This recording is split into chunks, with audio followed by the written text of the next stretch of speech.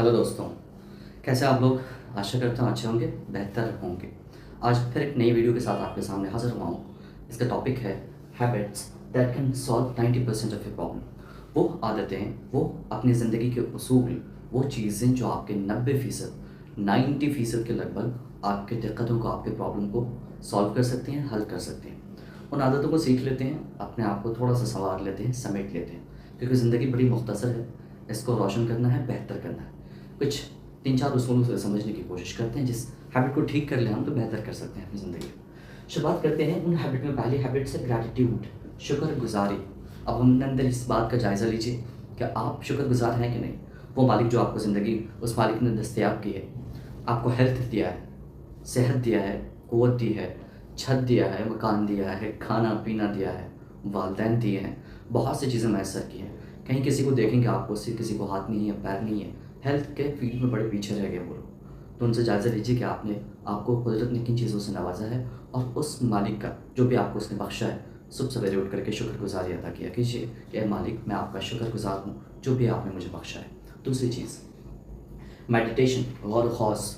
अगर आप गौर व खौस करते हैं, यानी कि ख़ुद का जायज़ा लेते हैं कि आप इस दुनिया में क्यों आए हैं, आपका क्या मकसद होना चाहिए, आपको ये ज़िंदगी क्यों दस्तयाब की गई है, इसका क्या रूपांतरण, क्या क्रिएशन आप कर सकते हैं, इस बात को अगर आप बढ़ाने लग जाएंगे धीरे धीरे, 5 मिनट 10 मिनट, धीरे धीरे इस वक्फे को अगर आप बढ़ाएंगे, तो आपका फोकस बढ़ेगा और आप अपनी ज़िंदगी में क्लैरिटी ला पाएंगे और अपने काम को बहुत फोकस होकर के कर सकेंगे। इस चीज़ की प्रैक्टिस कीजिए।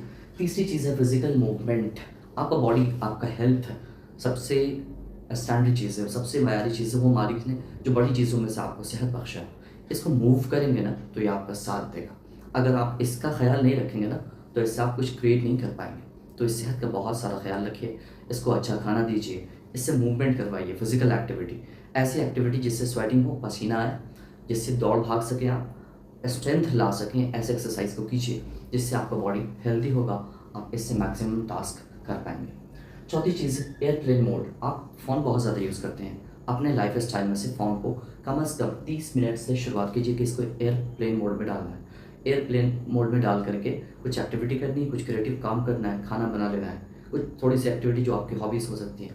खेलते हैं, अगर आप वॉक पर निकलते हैं, कुछ सुनना आपको पसंद है, पढ़ना आपको पसंद है, वो चीज़ ऐसी एक्टिविटी में कीजिए जिससे आपका फोकस बहुत बढ़ जाएगा। इस एयरप्लेन मोड में डाल करके रील से, एडिक्शन से, चीज़ों से बचेंगे।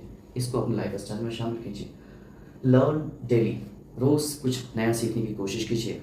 अपने लाइफ स्टाइल में वीकली अपने किताबों को एक वक्त दीजिए कि आपको यह किताब इस वीक में, ये इस वक्त में इन किताबों को पढ़ना है। आप रोज़ सीखेंगे, रोज़ पढ़ेंगे, तो आपके अंदर इससे कॉन्फिडेंस बिल्ड होगा। और इसी वीडियो के साथ एक छोटा सा गिफ्ट आपके लिए, जो मैंने रियलाइज़ किया है कि आपको देना बड़ा ज़रूरी और अहम है। उसमें पहली चीज़ है गॉड्स, मानी कि वो मालिक जब आपसे खुश होता है तो आपको क्या मैसर करता है।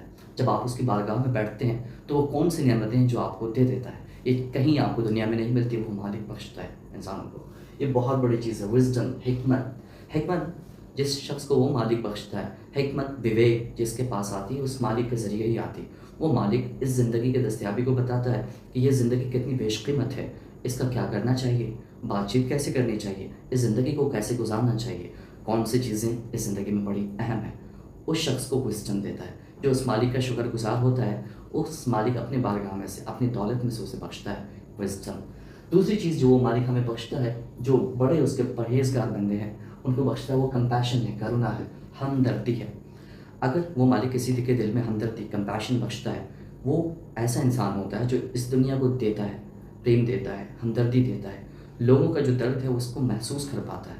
ये भी सलाहियत वो मालिक ही इंसानों में बख्शता है, हर किसी को ये नसीब भी नहीं। ठीक है। तीसरी चीज़ है पेशेंस, धैर्य या फिर सब्र जिसे आप कहते हैं। हर किसी में होता नहीं है ना। बहुत से लोग मल्टीपल टास्किंग करते हैं, कई चीज़ें करते हैं, कई चीज़ों में जो डिसीजन में सब्र भी रखना पड़ता है कभी कभी ज़िंदगी में। कहते हैं ना कि ज़िंदगी में कभी कभी आगे बढ़ने के लिए पीछे भी हटना पड़ता है, कभी कभी अपने आप को बांध लेना पड़ता है, सब्र के साथ ठहर जाना पड़ता है। तो वो मालिक अपने हमदर्द बंदों को, अच्छे बंदों को, बेहतर बंदों को ये सब्र की सलाहियत पैदा करता है। ठीक है।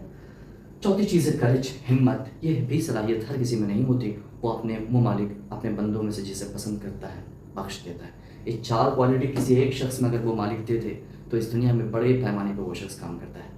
हो भी है कि वो मालिक हमसे, आपसे, आपके कर्तव्य से, आपके काम से, आपके अमल से खुश होकर आपको भी चीज़ें दस्तयाब करें। बाकी जो चीज़ें मैंने बताई हैबिट्स, कुछ चीज़ें जिस पर हमारा कंट्रोल है, जिसको हम बेहतर कर सकते हैं, उन चीज़ों पर वर्क करने की कोशिश करेंगे।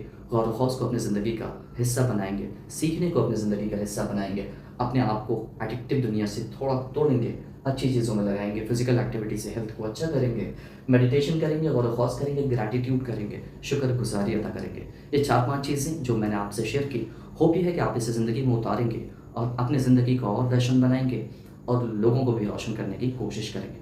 शुक्रिया।